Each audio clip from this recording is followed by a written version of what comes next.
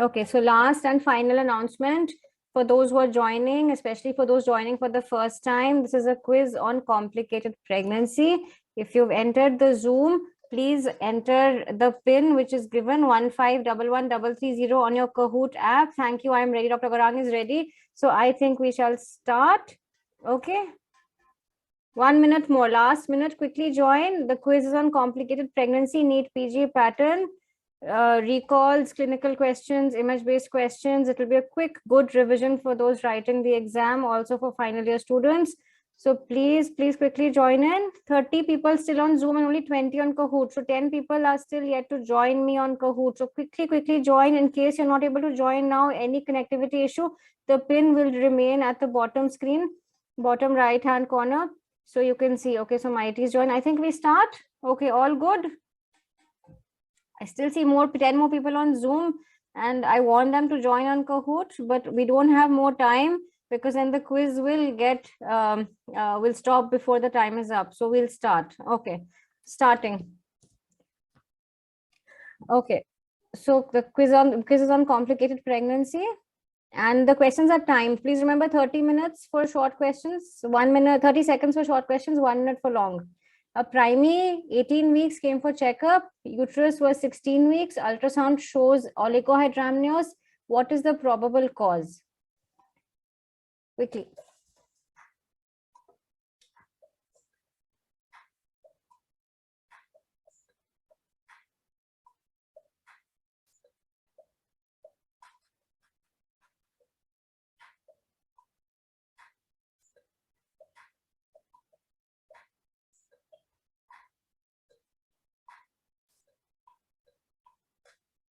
Yes, it is renal agenesis. Please remember, anencephaly Barter's will cause polyhydramnios. Okay, fetal anemia can cause either, not really associated with any of them. Okay, but this is early onset oligohydramnios, has to be a fetal anomaly. Okay, and the most obvious cause amongst these would be renal agenesis. That means liquor is not being formed. So renal agenesis. And what does the scoreboard say? Okay, so Dhana, Avinash, Ridhima, Ayush, and AK are at the top. Okay. Next question. 30-year-old has an emergency cesarean for fetal distress. The uterus looks like this intra-op. What is the probable cause for this fetal distress? Is it abruptio, eclampsia, HELP, or placenta previa? This is how the uterus looks intra-op. So what could have been the cause for fetal distress?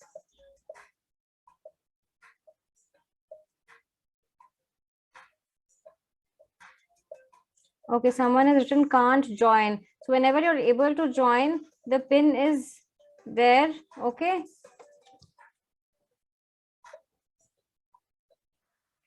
Right, abruptio. What was this? This was a Cuvier uterus, okay, which is a cause of fetal distress and is seen in trop, especially in concealed abruption. So I got a message, someone can't join. The pin, if you want to join, the Kahoot pin is 1511330. You can still join 1511330.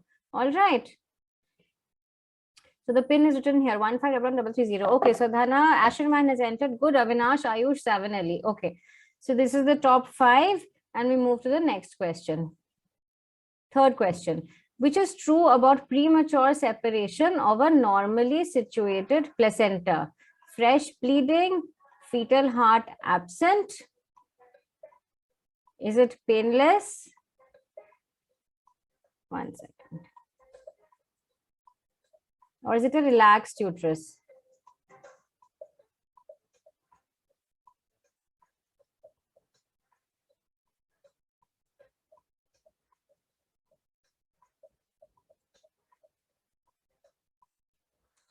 Right. So this is, okay, so most of you got this wrong. Premature separation of a normally situated placenta is what? It is abruption, not placenta previa. In abruption, fresh bleeding is more commonly associated with placenta previa. This is abruption where the fetal heart is either in distress or the fetal heart is absent. All the other features are features of placenta previa, not abruptio placenta. Just hang on, someone has joined. Okay, so he's joined, or he or she has joined. Okay, So let's see, this will change the scoreboard a bit, I guess. Avinash on top. Good. Dana, Ashraman, Ayush, Savanali. Okay, next question. Which of the following is not an indication for giving this incision during a cesarean delivery? Which is not an indication? Is it abruption? Is it a densely adherent bladder? Is it a large low-lying fibroid? Or is it placenta accreta? In which of these do we not give this incision?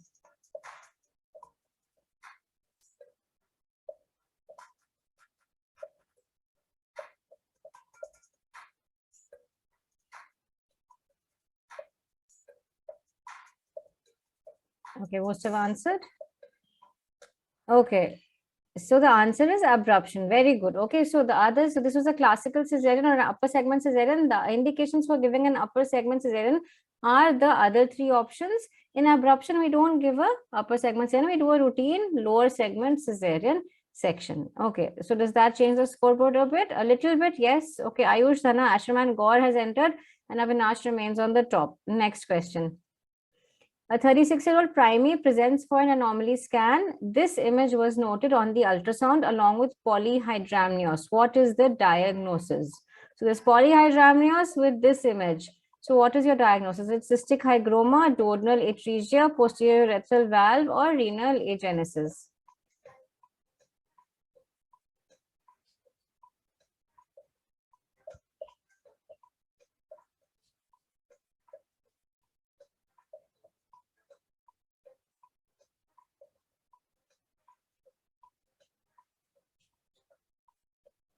Yes, most of you got this. This is double bubble sign. PUV, may you will see keyhole sign. There'll be a large hypoechoic shadow and a smaller one like a keyhole.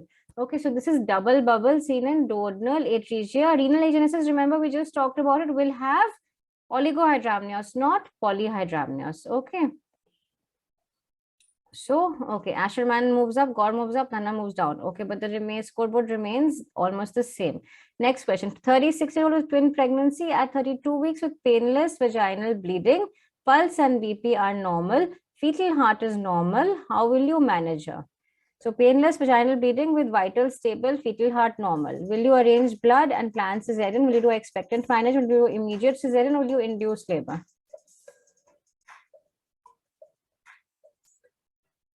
32 weeks.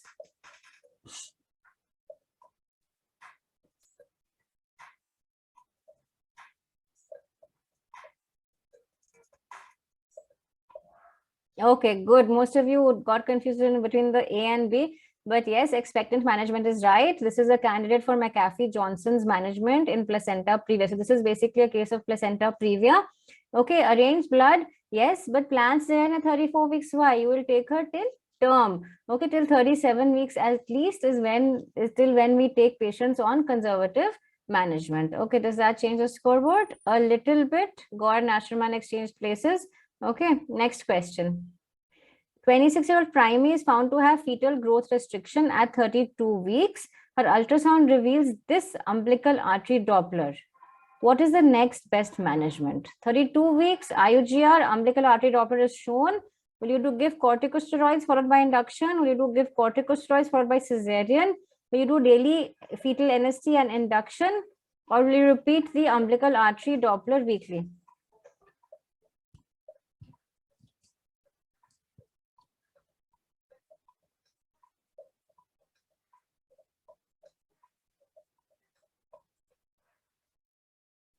You will repeat the umbilical artery Doppler weekly. Why? Because this is a normal umbilical artery Doppler. Okay. So you will not induce labor 34 weeks. Why? Unless there is absent or reversal of flow and we don't know what's going to happen in the next Doppler. So this is a case of IUGR with a normal Doppler.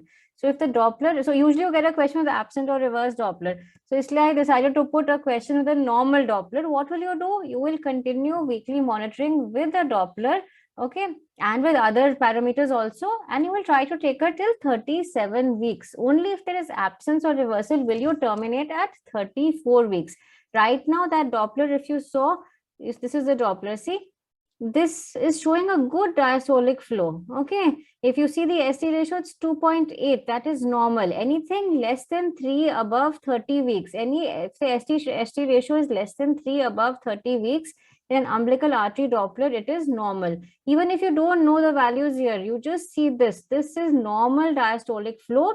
It is neither reduced nor absent nor reversed. All right, so that is why you don't need to do anything. You just have to repeat the Doppler after a week, and that changes the scoreboard a bit.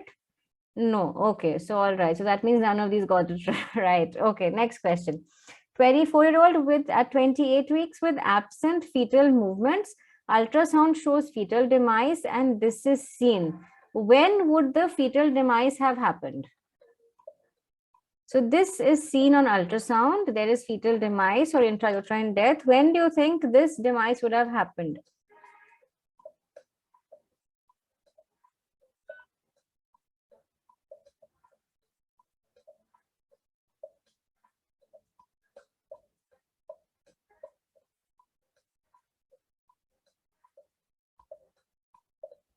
Yes, so this is Spaulding sign, overlapping of fetal bone seen both in X-ray and in ultrasound, and it is seen 7 to 10 days after fetal death. It is not seen early, it is seen late.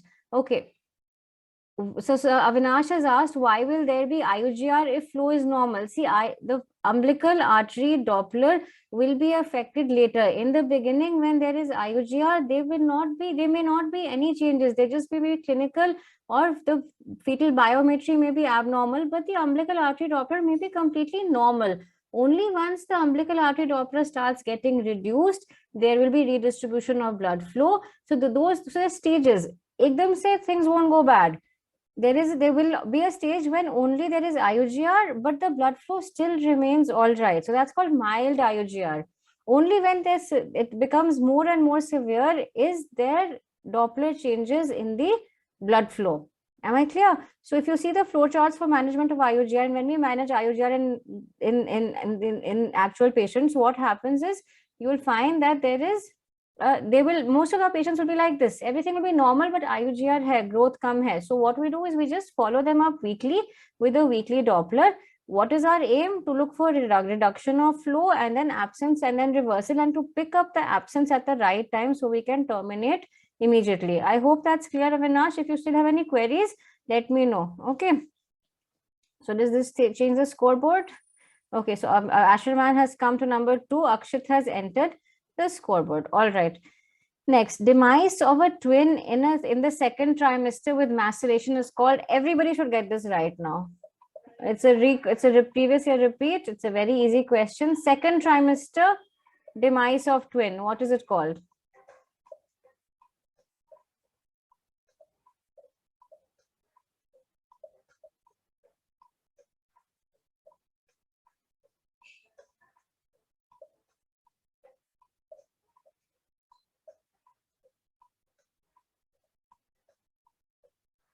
It is called fetus papyraceous. Good. Okay, so demise of a twin in the second trimester. You've seen that classical picture in all your books. Okay, where the fetus is flattened and becomes paper-like. That is called as fetus papyraceous. Papyraceous in Greek means paper-like. A cardiac twin is basically trap sequence. TTTS is separate. These are seen in monochorionic twins when there is vascular anastomosis. And vanishing twin is in the first trimester. The same thing question was asked in the first trimester. The twin will, the sac will gradually get resorbed and disappear. So it's called a vanishing twin in the first trimester. It's called fetus papyraceous in the second trimester. And acardiac and TTTS are seen as specific complications seen in monochorionic twins where there are vascular anastomosis. Okay. Slight change in the scoreboard, but more or less the same. Okay, 10th question. In monozygotic twinning, if division occurs on the 7th day, what is the type of twin seen? 7th day division.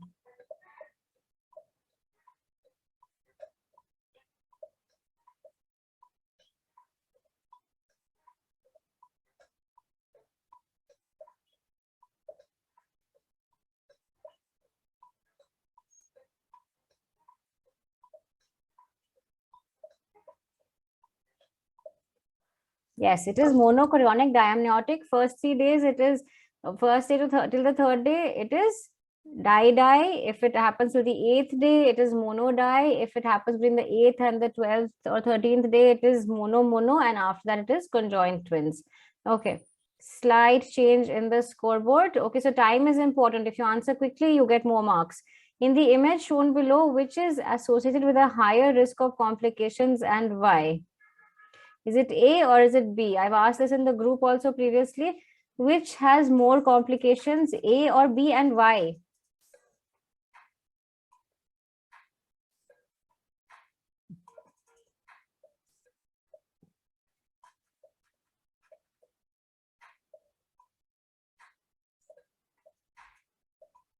It's an image of twin pregnancy on ultrasound, but which has higher complications. Okay, so that is what you saw was the inverted T sign. So the first image shows the lambda sign or the twin peak sign, which is seen in dichorionic diamniotic pregnancies.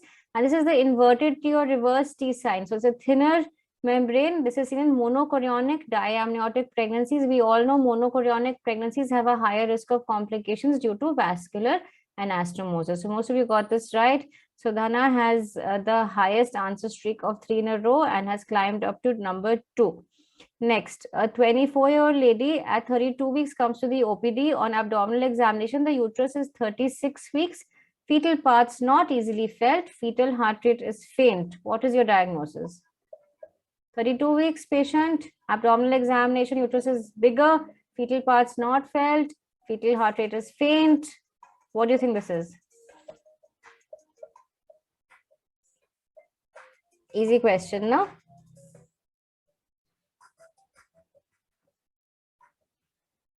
Okay, I think this is self-explainable. This is a very easy question. And yes, most of you got this right. This is polyhydramnios because of the uterine height is more than the period of gestation. Fetal parts are not felt. Fetal heart rate is faint. All these goes in favor of a polyhydramniotic patient. Okay, next question. 34-year-old woman with TTTS at 28 weeks. The treatment of choice is?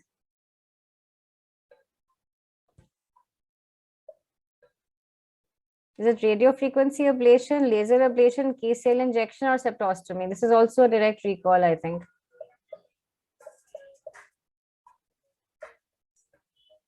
Treatment of choice.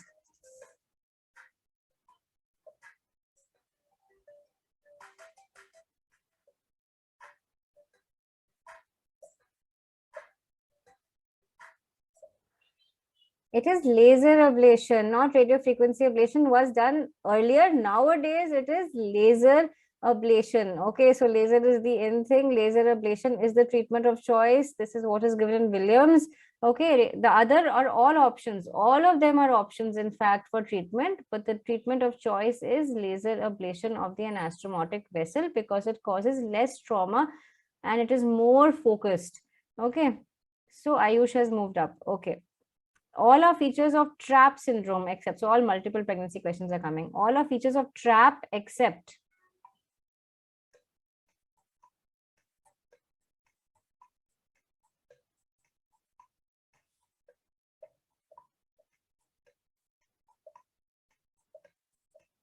Okay, not many people are answering on time because of the time, I think.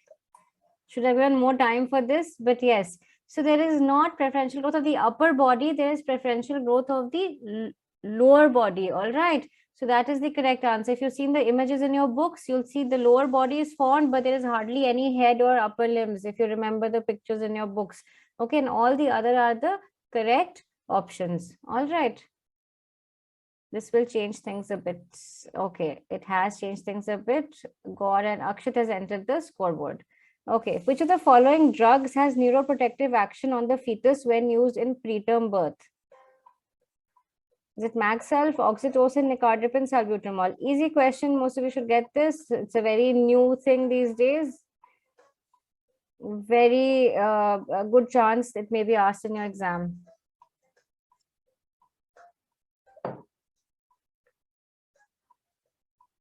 Yes, the answer is magnesium sulfate. And I think all of you, most of you got this right. Okay, next question. Question number 16.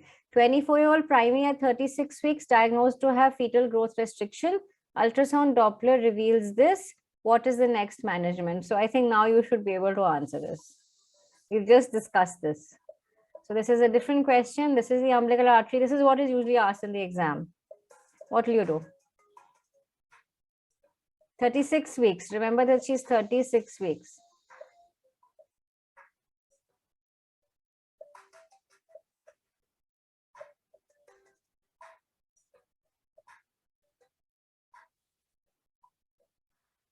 Okay, so here you will not see, but I just told you, if there's absent or reversal of flow, there's no point waiting. If there's absence or reversal, so this picture shows absent flow. Remember the previous picture, this one shows absent flow. There's no diastolic flow. It's just touching the baseline.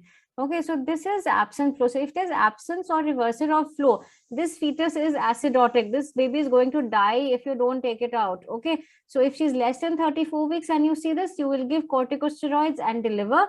If she is more than 34 weeks, like in this patient, you will terminate pregnancy. She's a primary, nothing else is given. The best way to go forward would be to induce labor and see how labor progresses. There is no indication for a cesarean section immediately, which is given. So the correct answer is induction of labor. There is no point giving corticosteroids waiting any further, otherwise you will lose this baby. All right.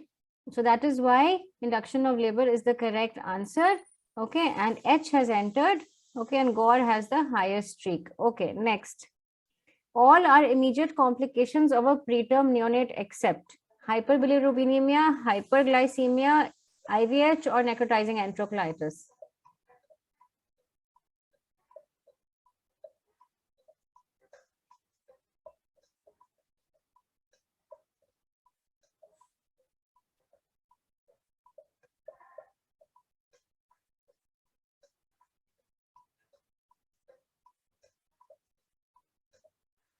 Yes, not hyperglycemia, but what do we see? We see hypoglycemia in preterm infants. And most of you got this right. Very good.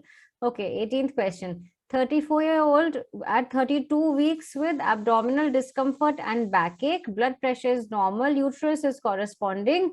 Uterine hardening is seen. What is your diagnosis? Is it abruption? Is it preterm labor? Is it PROM or is it UTI?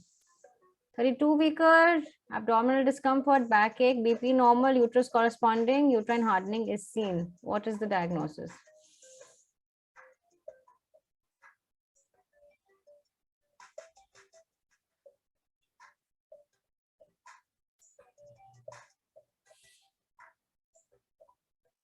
This is preterm labor. This is not abruption. Okay, this hardening which is given to confuse you. In abruption, you will see a tense and tender uterus. Okay, not only tense, it will be a tender uterus. That word will be given in the exam, or they will be bleeding. Okay, and the uterus will be more than the gestational age. So this is nothing but preterm labor. Yes, it is given a little to confuse you a little, but think of normal things first. Okay, when you even in the exam. Okay, so H is moved up and Akshit has entered the scoreboard. We're almost halfway there. 28-year-old primary with 28 weeks with headache and BP is raised, 3 plus proteinuria, platelet is 60,000. Best management. This is a recall. What will you do? 28 weeks, headache, preeclampsia, platelet less.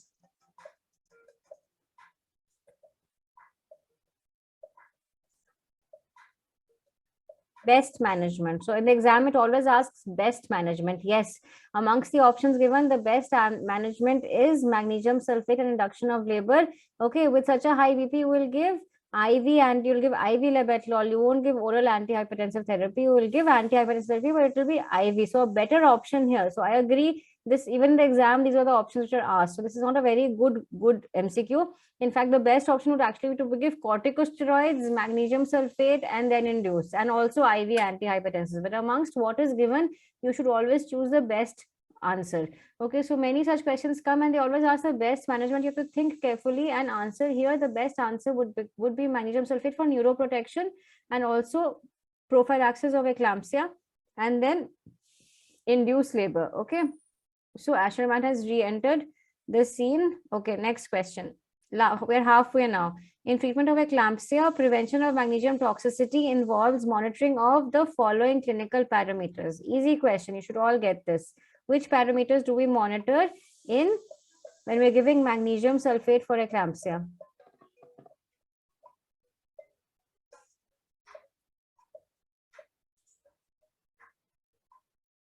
All final year students should be able to answer this.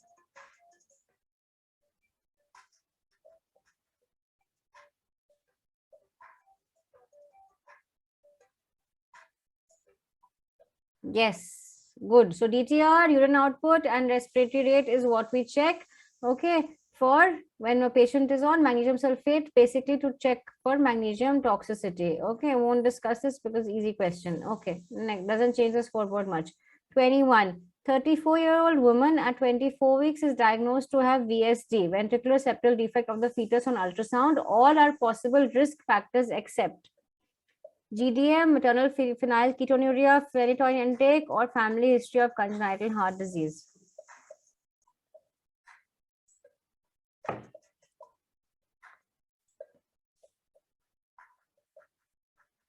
Confusing है ना थोड़ा सा.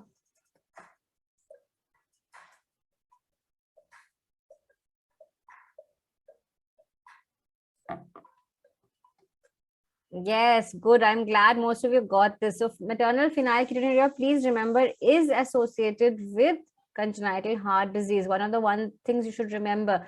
Okay, although rare.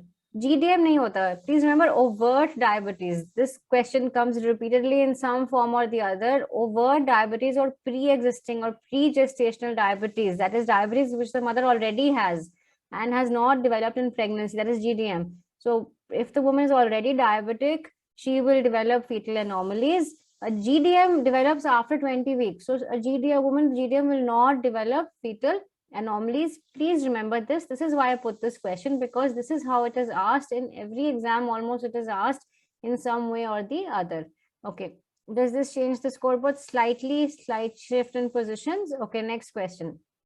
G3 at 12 weeks presents with history of 2 preterm births at 32 weeks and 30 weeks. What is the next best step? Will you do an abdominal cerclage? Will you do a cervical length measurement? Will you give progesterone, or will you do an urgent cervical cerclage? This also has come as a recall. I think that 2 years back AIMS. In that, additional information was also given, but I shortened it.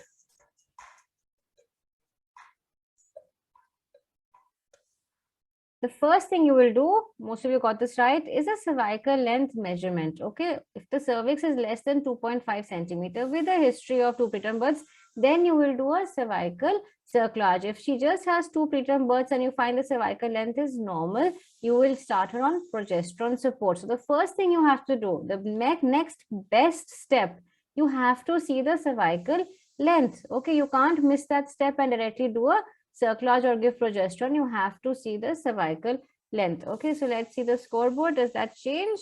Not much. Top 5 remain top 5. Okay, someone needs to break into this. 30-year-old Primey presents at 8 weeks. Her mother has type 2 diabetes. As per IAD-PSG, how will you screen her for diabetes? 8 weeks the patient has come with family history of diabetes. As per IAD-PSG, how will you screen her?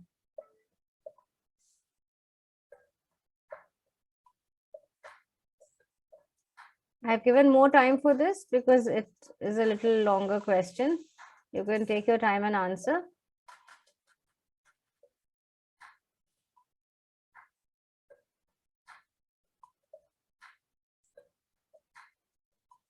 Okay, I have 2 questions on the chat.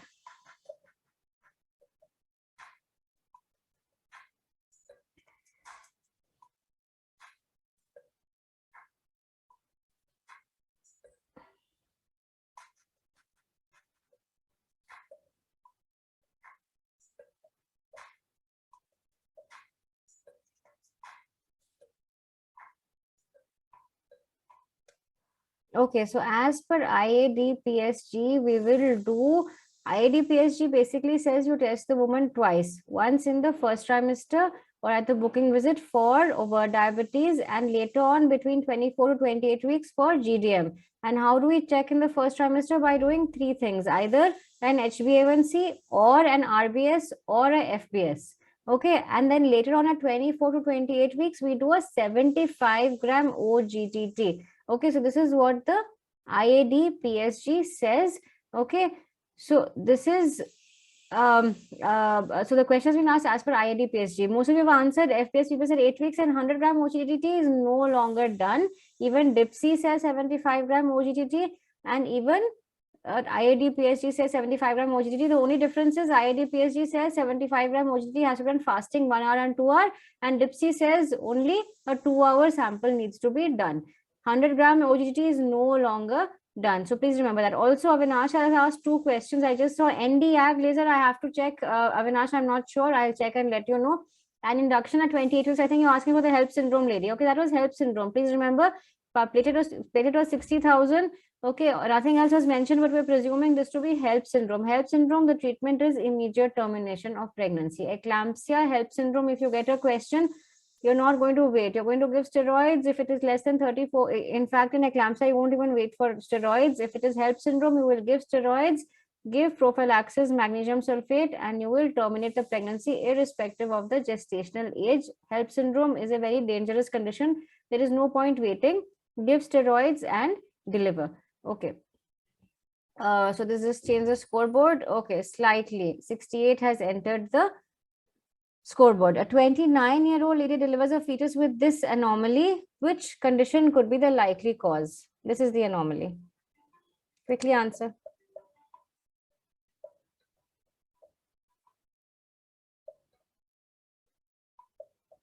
Okay, that's hyperthyroidism in the end.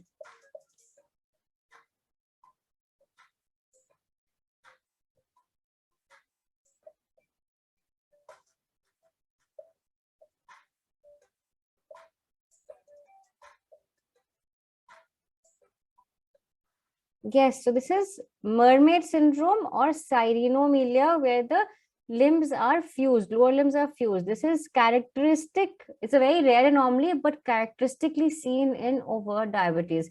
The most common anomaly seen in overt diabetes is a congenital heart disease, of which VSD is the most common. But the most characteristic anomaly, that means it is not seen in any other condition or very rarely seen in other condition. It is most commonly seen, although very rare, but if seen, it is, you should think of overt diabetes. So most common anomaly, congenital heart disease with diabetes, but most characteristic anomaly or anomaly specific to diabetes is cyreinomelia or mermaid syndrome, which we just saw. Okay, does that change? Not much. Top 5 remain top 5. Okay, primary 35 weeks with 160, 110 BP, albumin 4+, headache and visual blurring, fetal heart rate is present, IV labetalol is given. Next management.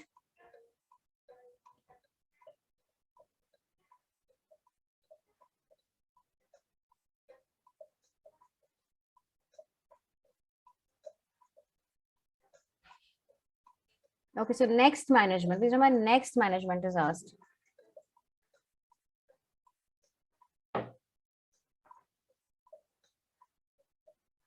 Yes, the correct answer is yes, you will deliver her. I'm not saying you're wrong. Those who've answered induction of labor is also right.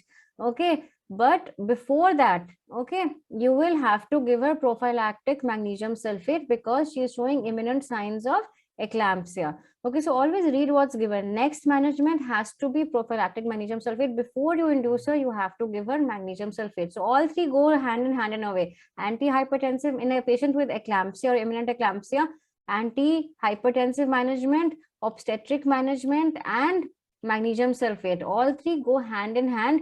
But of course, before obstetric management, before termination, you have to stabilize her. And that is by giving her prophylactic magnesium sulfate. Otherwise, she will throw a fit. Okay. So does that change the scoreboard slightly? 68 Akshit have changed positions, but not much change. Okay. 26th question. All are indications of this drug in obstetrics except magnesium sulfate. कहाँ नहीं देते हैं? Where do we not give it?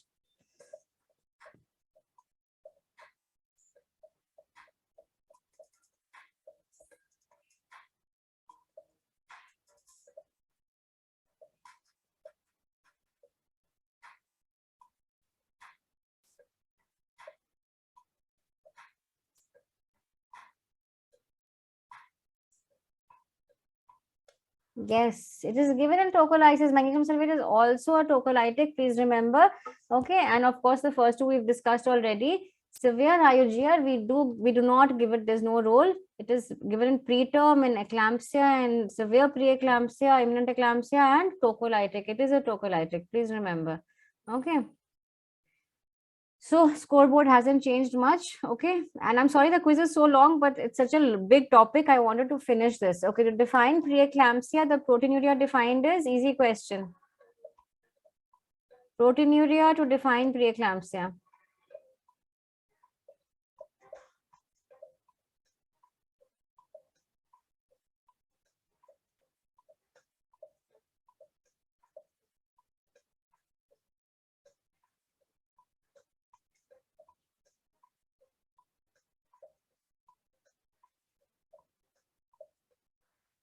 It is 300, not 3. Please remember 300 milligram. Okay, so this is the kind of questions which confuse you. Okay, so that's why your basics should be thorough. Okay, 300 milligram is the in a 24 sample is the cutoff. That doesn't change the scoreboard much. Okay, 28th question. All are indications for termination of pregnancy in severe preeclampsia except absent diastolic flow, HELP syndrome, uncontrolled hypertension, or AFI less than 8. This also is a recall. We've discussed most of these.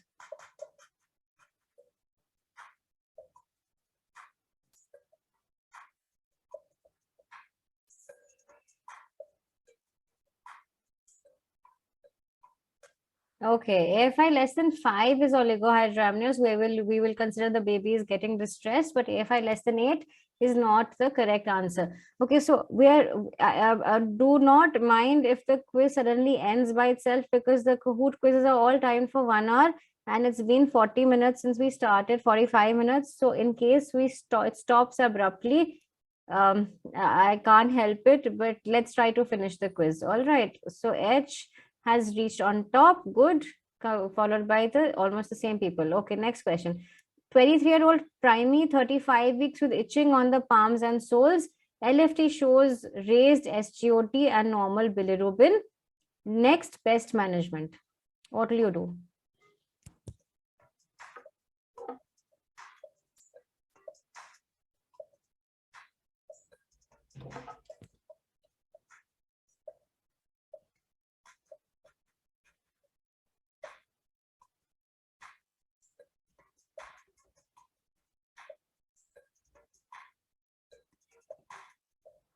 Yes, good. Most of you got this right. I'm glad. This is obstetric cholestasis or intrahepatic cholestasis of pregnancy.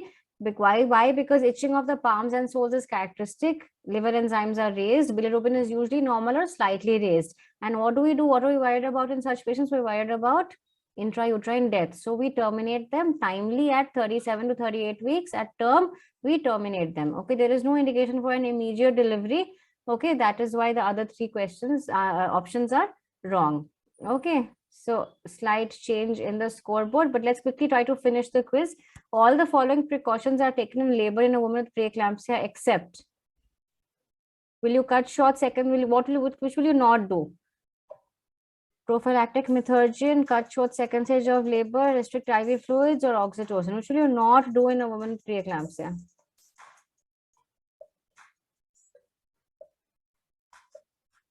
Easy question.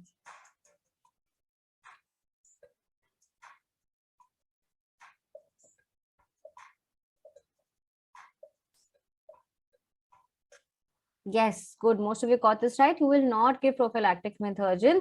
Yes, you will cut short second stage of labor. You will restrict IV fluids.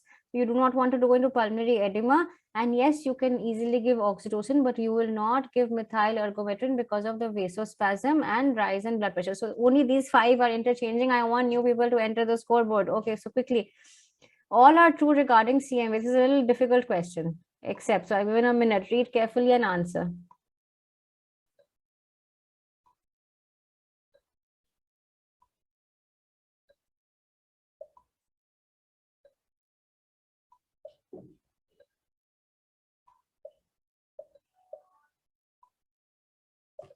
Which is not true.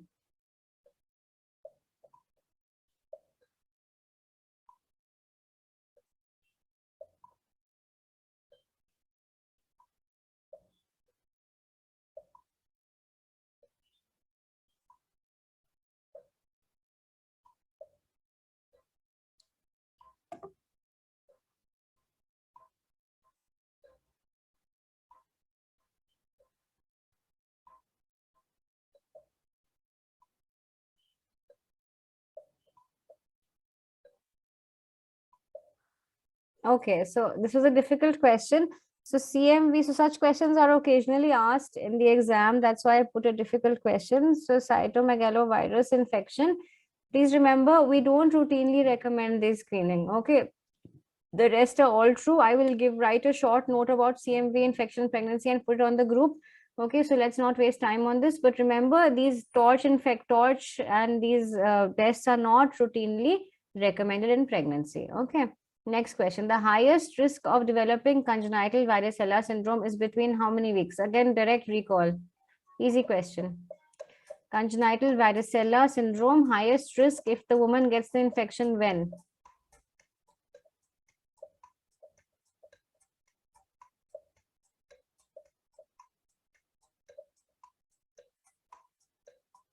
Yes, 13 to 20 weeks is when there is the highest risk of infection. Okay, so again, no change in the scoreboard.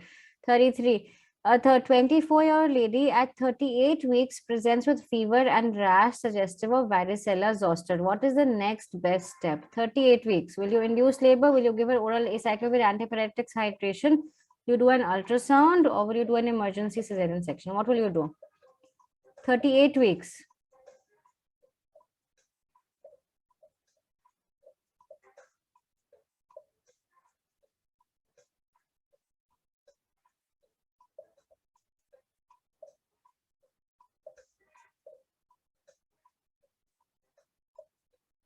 Yes, you will not induce labor or terminate the pregnancy immediately. You will give time for antibodies in the mother to develop so that transplacental transmission of antibodies can happen.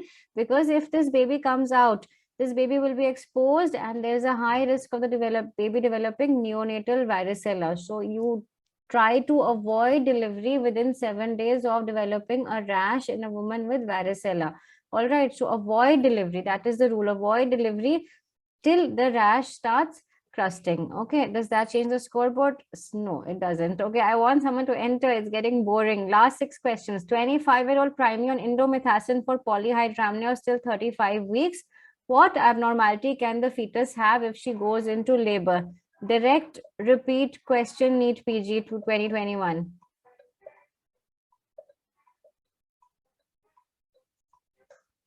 She's on indomethacin till 35 weeks. So what can that lead the fetus to have?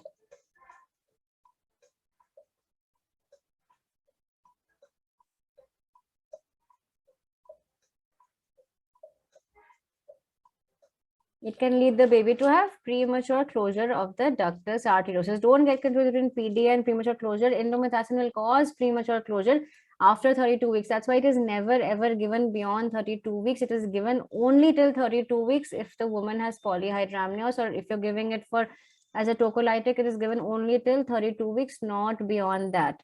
Okay, so slight change in positions, but no one new has entered the scoreboard. 35. 28-year-old primey, 36 weeks, known case of mitral valve replacement. She's on warfarin 4 milligram, which is correct regarding anticoagulation. Again, direct repeat, NEET PG 2021.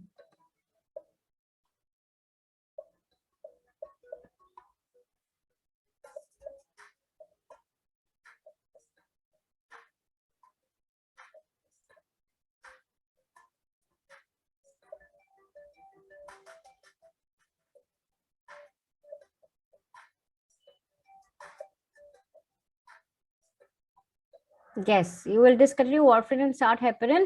Okay, that is the correct answer. You will start aspirin only if the warfarin dose is very high. I think more than 8 or 10 milligram. I have to check, but 4 milligram if she's on a low dose of warfarin, you don't need to add aspirin. Only replace warfarin with heparin. 2 times we replace warfarin with heparin. One is preconceptionally or once she conceives. Okay, because of the risk of warfarin embryopathy. Then we again restart her on warfarin in the second trimester and then again replace it at the time of delivery. Okay, so this is very important to know. Most of you got this right. Okay, again, no change in the scoreboard. And last 5 questions. Okay, 21-year-old primey comes to the OPD. Her nephew has contracted varicella. A sample taken for antibodies is negative. Report is negative, same thing. This signifies what? Is she susceptible to chickenpox? Is she immune to chickenpox? Is she susceptible to zoster? Is she immune to zoster? So again, direct question from the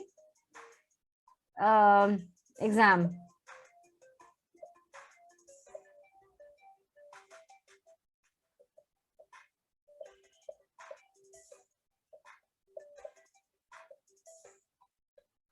she is susceptible to chicken pox. Yes. Okay, so these infection wale questions I will write down small, I'll make small descriptions of what is important to remember, what is not important to remember, and put it on the group, because these come in the exam quite often. Okay, and so I apologize for writing very short, because Kahoot gives a word limit, so I can't fit everything in, it becomes difficult. Okay, just again a small change in the scoreboard, not much. 28-year-old primary, 37 weeks, has painful vulval ulcers. She does not give histories of similar lesions in the past. What is the best treatment option? Again, direct question from NEET PG. These 3 questions directly have been taken from your NEET PG exam.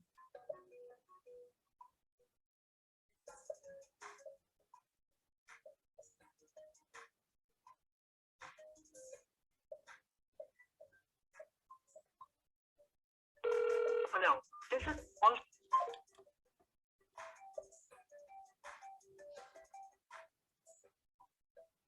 Yes. Okay. So you will, so whenever, this is basically, what is the diagnosis? This is genital herpes. Genital herpes is a contraindication for vaginal delivery. So remember, genital herpes, you will terminate the pregnancy by doing an elective LSCS. She's term, there's no point waiting. Okay. You will start her on acyclovir, but you will also terminate the pregnancy by doing an elective LSCS. Genital herpes is a direct indication for cesarean section. Okay, why? Because of the risk of neonatal herpes, and that has a very high mortality rate. Okay, so again, herpes, varicella, CMV, and syphilis, I think, and rubella, these are commonly asked questions. I will make short brief descriptions and share on the group. Okay, slight change in the scoreboard. Last 3 questions. Which complication is specific to monochorionic twins? We've discussed this, everybody should get this right now.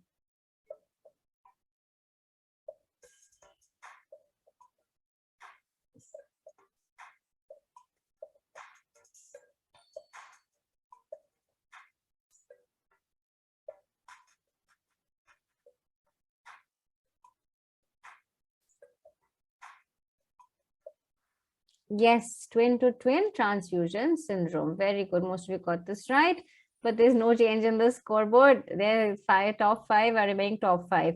36-year-old primary with a high BP and a dipstick of 3+, all are seen in imminent eclampsia except. This is a direct repeat from July INI-CT 2021.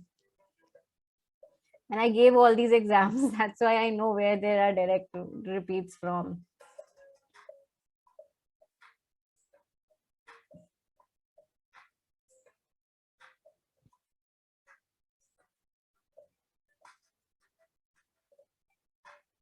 Easy question now.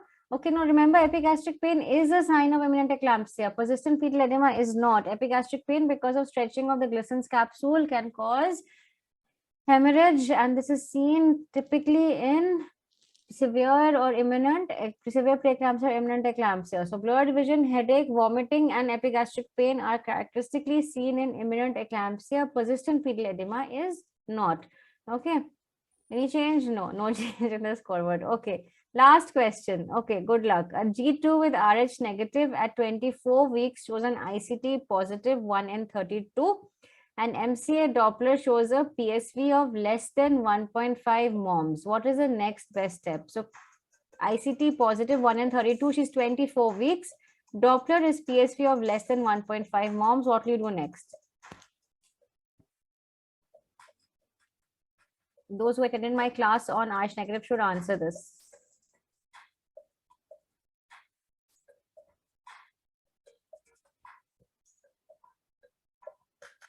Yes, I'm so glad you got this. Very good. I'm very happy. Okay, so basically 24 weeks pe hai, this is cross the critical titer. So once the ICT crosses the critical titer, what do? We do a PSV, and if the PSV is less than 1.5 moms, that is normal. So we just keep doing weekly PSVs, okay, of the MCA Doppler. But once the PSV crosses 1.5 moms, that is the time when we know this baby now has fetal anemia, and we have to do a chordocentesis and consider intrauterine transfusion based on the fetal hemoglobin. So as long as the MCA remains less than 1.5 moms, we are settled, we are sorted, we don't need to worry too much. Just do a Doppler every week. Okay, and I'm glad most of you got this right. It makes me very happy that you have listened to my lecture. Okay, so so let's see the podium. Okay, so number 3 is Gaur, very good, congratulations. Number 2 is Avinash, very good, congratulations. And number 1 is H, very good, very good. I'm glad. And number runners up, Ridhima and 68, very good. 68 number 4 and Ridhima number 5. So congratulations to all of you. Thank you for your patience for a 1-hour quiz, a very long quiz, but this topic was pending for a long time. Anyone wants to give their feedback, please let me know. And then we will end. Okay, so next week's topic, I will let you know in advance. And we will continue these weekly Kahoots till your NEET PG exam, those who are writing. Thank you so much, ma'am. It was a wonderful session. I'm glad you enjoyed it, Parang. Thank you. Okay. Thank you, everyone. Good night. Okay, someone's in the chat. Thank you. Okay.